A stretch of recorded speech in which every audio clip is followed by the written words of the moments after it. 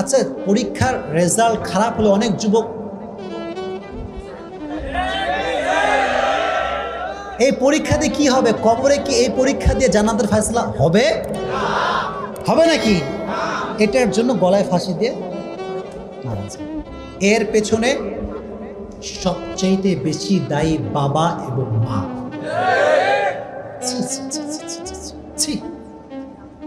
আব্বা আম্মা এমন ভাবে ফোর্স করে যে ওর জান্নাত পরীক্ষা জাহান্নামও পরীক্ষা।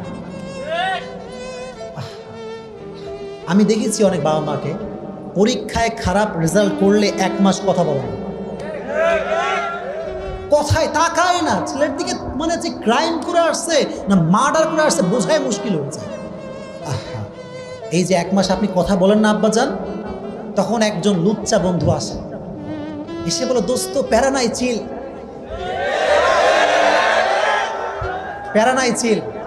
তো কি হবে চিল? দোস্ত আমার কাছে অনেক কালেকশন আছে, সাদা কালো যা লাগবে।